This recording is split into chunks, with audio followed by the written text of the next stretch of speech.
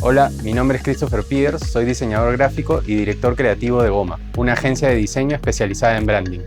En Goma tenemos desde clientes que recién se embarcan en su primer emprendimiento hasta empresas que dominan rubros como aeropuertos, estudios de abogados, minería y servicios de salud. Hoy en día trabajo realizando diseño de identidad, diseño web, editorial, de empaques y de espacios. Me gusta el branding porque no hay dos proyectos iguales, ya que cada marca tiene diferentes necesidades.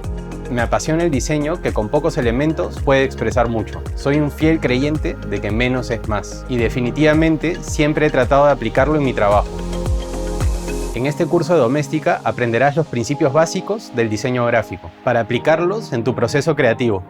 Como proyecto final trabajarás un afiche de promoción para un evento público, desde el debriefing hasta los últimos acabados. Comenzaré por hacer una breve reseña del diseño gráfico y de su historia. A medida que avancemos, nos sumergiremos en los aspectos técnicos de la disciplina, analizando los principios básicos del diseño gráfico.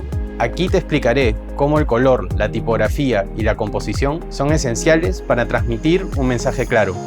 A continuación, haremos un debriefing de nuestro proyecto, un afiche para un evento artístico, en este caso, una exposición de fotografía. Después, aplicaremos los principios básicos en un boceto. Luego, entraremos de lleno a pasar en limpio tu afiche. Haremos una grilla para crear 3 versiones de tu trabajo.